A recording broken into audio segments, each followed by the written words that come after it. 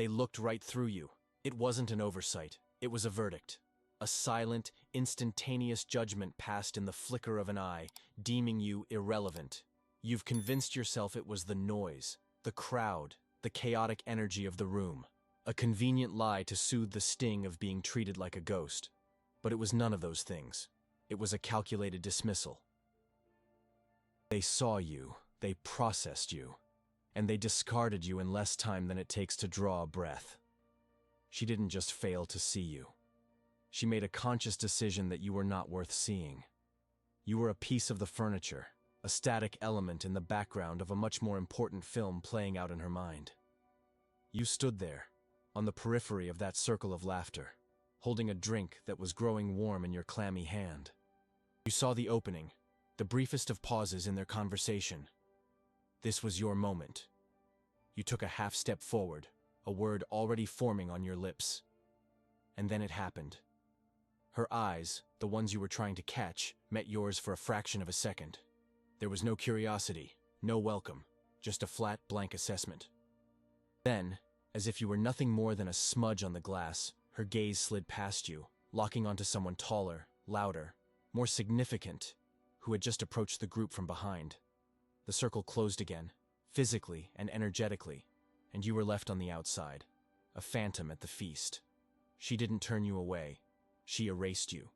She disassembled your confidence, molecule by molecule, with nothing more than the direction of her attention. That hot flush of shame creeping up your neck, the sudden, desperate need to check your phone, to pretend you were waiting for someone, to do anything other than stand there, exposed in your insignificance. You took a sip of your drink, the liquid a bitter insult in your throat. This wasn't a rejection. Rejection implies you were a participant in the game. This was a disqualification before the game even began. You were deemed unworthy of even playing. You were background noise, an extra in someone else's story. And in that moment, the entire social structure of the world revealed itself not as a meritocracy of wit or character, but as a brutal hierarchy of perceived power. You were at the bottom. There is a fundamental principle of psychological warfare. A truth whispered in the debriefing rooms of intelligence agencies. The battle is won or lost before the first shot is ever fired. It is won in the theater of the mind. It is won by seizing control of the frame, the unspoken context in which all interactions occur. You have been playing their game, by their rules, on their field. You have been seeking validation from the very people who have built their thrones upon your invisibility. You have been asking for permission to be seen, to be heard, to exist, and they will never, ever grant it. Power is never given. It is only ever taken. What if I told you that her dismissive glance was not an act of strength on her part, but a predictable response to a signal you were unknowingly sending? What if every social interaction, every negotiation for respect, every glance across a crowded room is governed by a hidden set of protocols? Protocols you were never taught, but that your rivals have mastered. A silent language of dominance and submission spoken through posture, tonality, and the strategic use of silence. What if you could learn that language? Not to ask for a seat at their table, but to build your own and make them beg for an invitation. The key to flipping this script, to transforming from the ghost in the room to the one who haunts their thoughts, is not in what you say, but in the unshakable reality you project. And that reality is something we are going to construct, from the ground up, starting tonight. But it begins with a choice to stop being the effect and to become the cause. Before we weaponize the very psychological tools that have been used against you, I need a declaration of war from every man who is done being invisible. Announce your presence. Hit the like button as a sign that you are ready to engage. Subscribe to this channel and activate all notifications, because this is your new armory, and every video is a weapon designed for your arsenal. And in the comments below, I demand 2 pieces of intelligence. First, what city are you operating from? I want to see the map of our new empire. Second, tell me about the moment. The one that burns in your memory. The moment you were made to feel powerless, overlooked, or utterly dismissed. Do not spare the details. We will take that moment of humiliation and forge it into the very foundation of your power. Your testimony is the first step in reclaiming your narrative. Now, let's talk about the architecture of presence. The reason you were dismissed is that your presence is a request, not a statement. It pleads for attention. It asks for acceptance. It is soft, porous, and easily ignored. A man who commands respect does not enter a room. He occupies it. His presence is a physical force, an alteration in the emotional temperature of the space. This is not about being the loudest man in the room. That is the amateur's mistake, the desperate cry of the insecure. True presence is quiet. It is heavy. It is a gravitational pull. It is the difference between a firecracker and a black hole. One makes a lot of noise and is quickly forgotten. The other, silently, inexorably, pulls everything toward it. This begins with your physical shell. For the next week, I want you to conduct an experiment in radical self-awareness. At all times, whether you are walking into a coffee shop, sitting in a meeting, or standing at a bar, I want you to maintain what is known as an open posture. This means your shoulders are back and down, your chest is open, not puffed out in a display of aggression, but simply open, vulnerable, yet confident. Your limbs are never crossed. Crossing your arms or legs is a defensive signal, a subconscious attempt to shield your vital organs. It communicates fear. It makes you smaller. By keeping your posture open, you are non-verbally stating, I am not threatened by this environment. I am so secure that I do not need to protect myself. This small change sends a massive signal to the primitive, reptilian part of everyone's brain. It signals status. It signals a lack of neediness. Next, your movement. Approval-seeking men move in quick, jerky, uncertain motions. Their steps are hurried. Their gestures are fidgety. They are a whirlwind of nervous energy. From now on, you will move with deliberate, economic grace. Slow down. When you walk, feel each footstep connect with the ground. When you reach for your drink, do it slowly, as if you have all the time in the world. When you turn your head to look at someone, move your entire head and neck slowly, deliberately. Do not dart your eyes around the room like a frightened prey animal scanning for predators. Your gaze should be calm and steady. This economy of motion communicates one thing: control. You are in complete control of your body, and by extension, your environment. People who are in a hurry are communicating that their time is less valuable than the person they are rushing to. By slowing down, you subvert this entirely. You are communicating that your time is the most valuable in the room, and that the world waits for you. Let's apply this to the scenario at the bar. The old you would have stood there, shifting your weight, taking nervous sips of your drink, your eyes flitting around, searching for a way into a conversation. The new you finds a strategic position in the room, perhaps leaning casually against a pillar or the bar itself, a position of observation, not desperation. Your posture is open. Your movements are slow. You are not trying to get into a group. You are a self-contained unit of calm, powerful energy. You are not looking for anyone's approval. You are simply observing the landscape.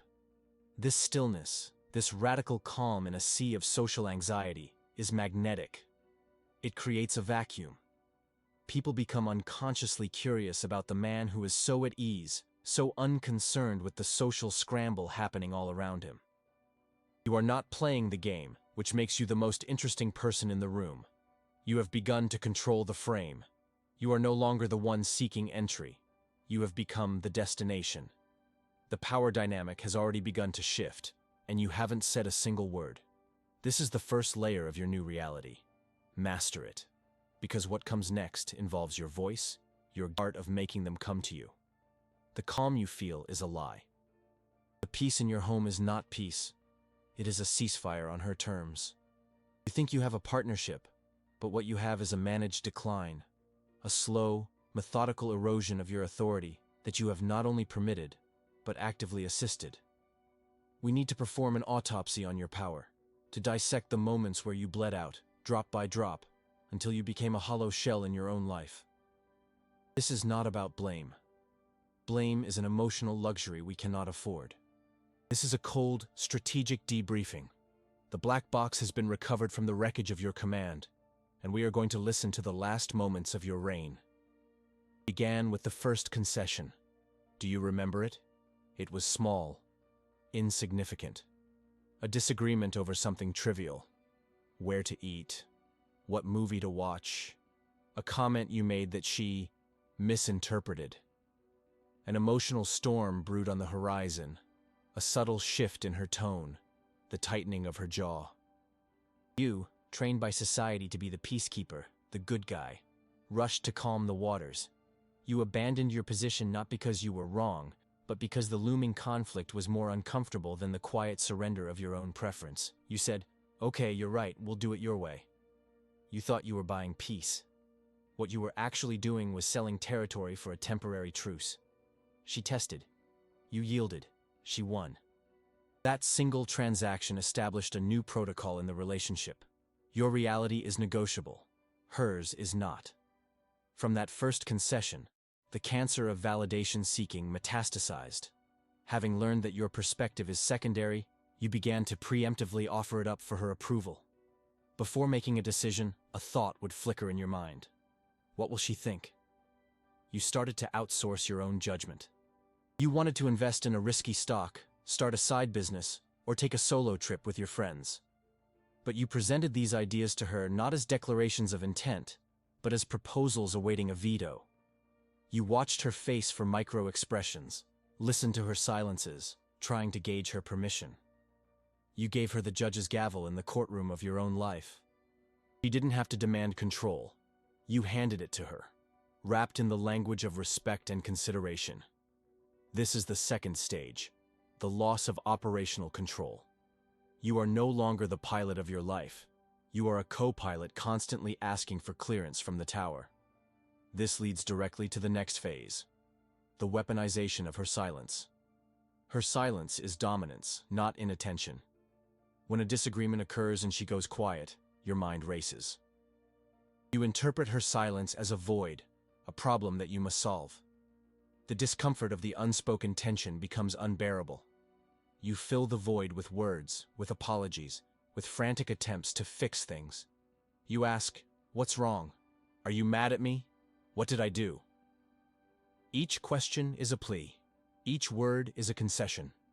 You are negotiating against yourself, offering more and more territory while she hasn't even stated her demands. She has learned that she can achieve her objectives without ever firing a shot. She simply has to wait. Your own anxiety will defeat you. She tested you, and you failed. You demonstrated that your frame is so weak, it can be shattered by the absence of sound.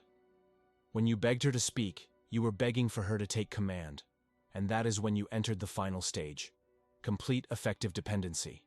Your emotional state is now permanently tethered to hers. She is happy. You are granted a temporary reprieve. You can feel at ease. If she is displeased, your entire world is thrown into a state of emergency. You walk on eggshells. You measure your words. You filter your actions. You are no longer a man interacting with a woman. You are a subject navigating the whims of his queen. This dynamic bleeds into every other area of your life. At work, you hesitate to challenge a bad idea from a superior, fearing disapproval. Friends, you avoid any opinion that might create friction. You have been so thoroughly conditioned to avoid emotional discomfort that you have lost the ability to stand firm in any conviction. You have become transparent and easily passed through, because a man who stands for nothing can be seen by no one. You were dismissed by that woman in the bar, not because of anything she did, but because of everything you have become. She smelled the desperate need for approval on you like a cheap cologne. Let's look at a concrete example. You and your partner agreed to save a certain amount of money each month for a down payment on a house. It was your shared goal. Then, she comes to you and says she wants to buy an expensive designer bag, or book a lavish vacation with her friends. It's far outside the budget. The old you, the man with a frame, would state the reality of the situation calmly. That sounds like a great trip, but it's not aligned with our shared goal of buying a house right now. We need to stick to the plan. This is not a negotiation. It is a statement of established fact. But the man you are now? You hesitate. You see the look of disappointment on her face. You imagine the argument, the cold shoulder, the silent treatment, and so you fold. Well, maybe we can make an exception this one time. You just taught her that your plan is merely a suggestion. You taught her that her short-term emotional wants are more important than your long-term shared vision. When you apologized for being the voice of reason, you signed your surrender. You didn't just lose an argument, you lost a piece of your future. Now, I can hear the objections firing off in your mind like alarms. But I'm not a dictator. A relationship is about compromise. You are confusing compromise with capitulation. Compromise is when two sovereign powers meet in the middle. Capitulation is when one power consistently cedes ground to avoid conflict. You have not been compromising. You have been surrendering. Another objection. This sounds cold and manipulative. I love her. Your love has been used as the justification for your weakness. True love for a woman does not manifest as a complete abdication of your own reality. Strength is not the opposite of love. It is a vital component of it. A woman cannot truly desire a man she does not respect, and she will never respect a man she can effortlessly control. Your desire to be the nice guy has made you a pleasant but ultimately disposable utility. You are useful, but you are not necessary. The fall is never a single dramatic event. It is a quiet, incremental decay. It is 1,000 small yeses you said when you meant no. It is the hesitation before you spoke your truth. It is the apology you gave for a crime you didn't commit. It is the plans you changed, the opinions you softened, the ambitions you downsized, all to maintain a fragile, artificial peace. No one is coming to save you. You must see the architecture of your own prison before you can ever hope to escape it. So, let's make a pact, right now, to begin the demolition. Acknowledge that you have seen the truth in this diagnosis. Hit the like button as a first, conscious act of rebellion against your own weakness. Subscribe to this channel and activate all notifications because this is your re-education and you cannot afford to miss a single lesson. Now, I want you to answer a question in the comments below, and I demand absolute honesty. What was the one reasonable request you agreed to? The one small compromise you made, that you now realize was the beginning of your surrender? Name it. Write it down. Expose it to the light. That act of confession is the first step toward reclaiming your power. Your war begins with that single, honest admission. There is no going back to the weak man. There is only the construction of the new one. The man you were, the one who conceded, who pleaded, who sought validation, is a casualty of a war you didn't know you were fighting. Do not mourn him. He was a liability. His existence was a strategic flaw. Today, we do not salvage the wreckage. We raise the foundation and begin a new construction based on a blueprint of power. This is your reconstruction, and it operates on 3 core military commands. Cut the excess. Install silence. Control the reaction. This process is not emotional. It is tactical. It is the cold, methodical work of an engineer rebuilding a fortress, not a poet lamenting a loss. Your feelings are irrelevant. Your pain is data. Your objective is the restoration of absolute personal sovereignty. The first operational phase is to reinstall scarcity. You have made yourself an abundant, predictable commodity. You are always available, always responsive, a utility she can plug into whenever she requires an emotional charge or a dose of validation. You will now become a ghost. You will pull away completely and without warning. This is not a dramatic announcement. It is not a breakup text. Announcements are for victims. You are an operator. Your disappearance is a strategic maneuver, executed with the quiet efficiency of a special forces team vanishing into the night. You cut all non-essential communication. You stop initiating contact. You remove the constant, low-level supply of attention you have been provided. This creates a vacuum in her reality. Her entire ecosystem was built on the bedrock of your predictable presence. By removing it, you destabilize her frame. She will be forced to confront your absence, and in doing so, she will be forced to recalculate your value. Be an absence that carries weight, not a presence that begs. The second command is the most powerful weapon in your new arsenal. Impose silence. When she inevitably reaches out to probe your new reality, a text asking, "Is everything okay?" A call, just to check in, you will meet her inquiry with the most dominant response possible. Nothing. Silence. Her message is a test. She is pinging your location on the emotional battlefield to see if you are still stationed in the same weak, reactive position. Every time you answered immediately, you communicated neediness. You signaled that her communication was the most important event in your world.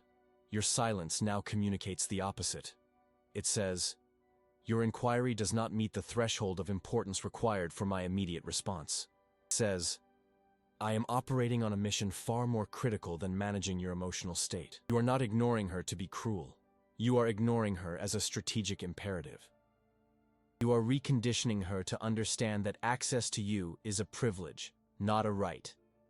She has lost her security clearance. Do not win her back. Replace her with a sharper silence. This silence is not passive. It is an active, suffocating pressure. It forces her mind to race, to fill the void with questions. Is he with someone else? Did I push him too far? Is he no longer interested? While she is lost in this maze of her own creation, you are focused on the mission. You are dominating the informational space by refusing to participate in it on her terms.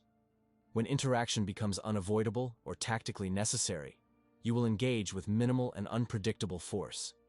Your responses, if you choose to give them, will be short, factual, and devoid of emotional payload. They will be delayed. An inquiry from her on a Tuesday might receive a one-word answer on a Thursday. The goal is to shatter the pattern of predictability she has come to rely on.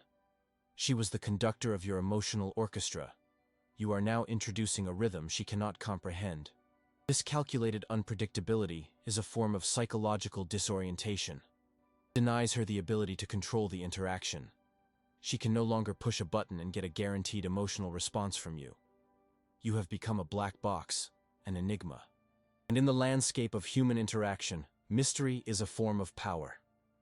While she is attempting to decode your behavior, you are executing the final and most critical command. You are reallocating all of your energy, the energy you once wasted on emotional maintenance and seeking her approval, into a total and ruthless focus on building your own hierarchy. This is where the war is truly won.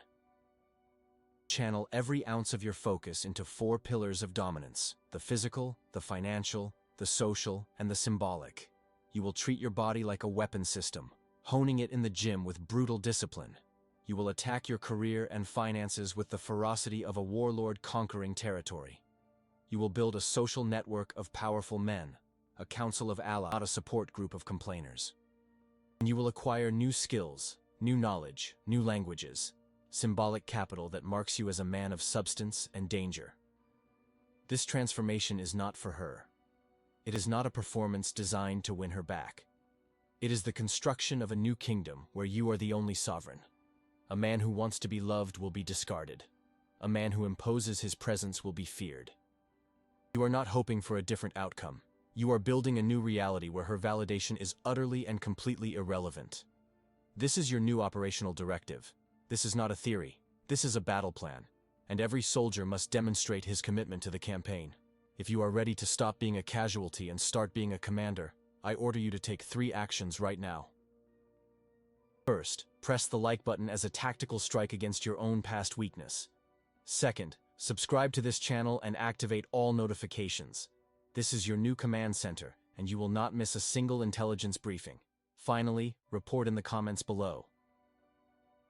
I want an honest answer to this strategic question. What is the single most important mission in your fitness, your finances, or your skill set that you have deliberately neglected because you were too busy managing someone else's emotional comfort? Name it. Expose your strategic failure. Your public declaration is your first step in retasking your resources toward victory. We are building an empire, and it begins with your absolute, unwavering focus on what truly matters: your own ascent. The thirst you feel now is not for her approval. It is the thirst for dominance. And we are just getting started. Let us return to the theater of your initial defeat. The same rooftop bar, the same clinking glasses, the same hollow laughter of people performing status for one another. The air is thick with the same desperate energy. You are no longer the same soldier. You are not here for redemption. Redemption is a plea bargain offered by the weak. You are here for a damage assessment, to observe the ruins of an old reality from the cockpit of your new one. You move through the crowd not like a man trying to find a place, but like a surveyor charting his own territory. Your movements are deliberate, slow, a river of calm cutting through a frantic sea. You do not scan the room for her. Your focus is internal, your purpose is your own. And because of this, because you are a self-contained universe of immense gravitational pull, the room begins to orbit you. Eyes are drawn to your stillness. Conversations falter as you pass. You have not said a word, yet you are the loudest thing in the room. And then, she sees you. Across the room, her eyes, the same eyes that once slid over you like you were a piece of transparent glass, now lock onto you. But this time, the blankness is gone. It is replaced by a flicker of cognitive dissonance. Her brain is struggling to reconcile the ghost from her memory with the solid, immovable presence before her. She sees you are not looking at her. You are not looking for her.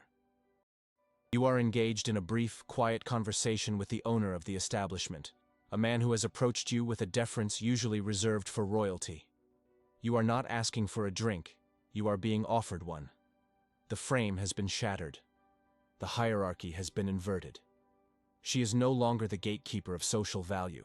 She is a spectator outside the velvet rope of your reality. She feels a pull she does not understand. Impulse born of a primal need to solve the puzzle you have become. She excuses herself from her circle of admirers and begins to navigate the crowd toward you. Each step she takes is a concession. Every person she has to move past is a testament to the distance she is willing to travel to enter your frame.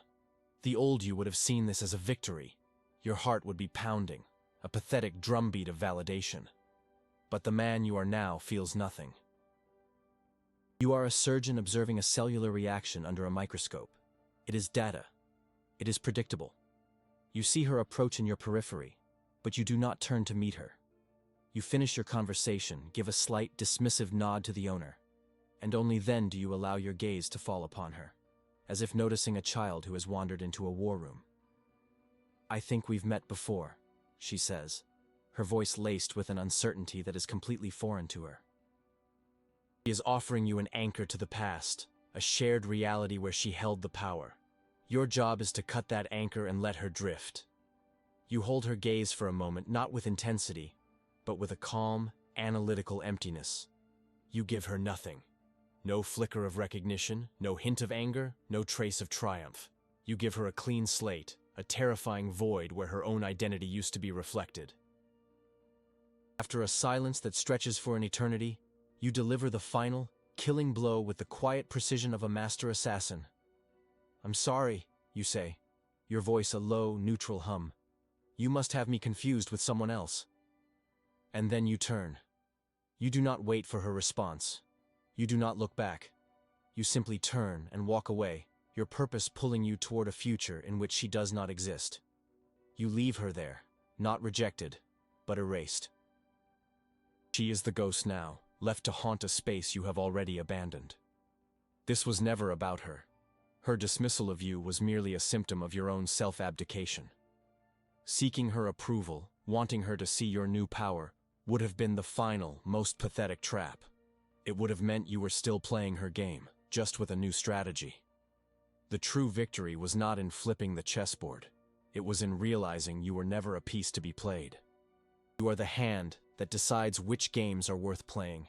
You walked away from the board entirely, because you are busy building your own world, a world with rules she cannot comprehend, and an entry fee she can never afford. The respect you command now is not something you won from them. It is the radiation emitted by the core of your own self-mastery.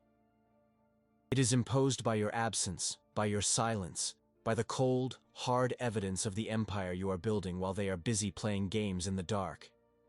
They can feel the heat of your sun, but they will never be invited into your solar system. Your emotional revenge is not in making her feel small. It is in your own profound indifference to whether she feels anything at all. Your legacy is not the memory you leave in her mind.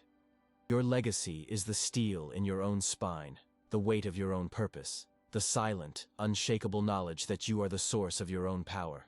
You are not the man who was overlooked. You are the man who learned to see through everyone else. The war is over. Your victory is absolute. Now, it is time to formalize your allegiance to this new reality. Hit the like button as a final salute to the weak man you left behind. Subscribe to this channel and activate all notifications, for this is no longer a source of advice. It is the constitution of your new sovereignty. And in the comments below, I want you to answer one final question. It is the most important question you will ever answer. In the empire of your own life, from this day forward, whose permission do you need? She didn't break your heart. She broke your concentration.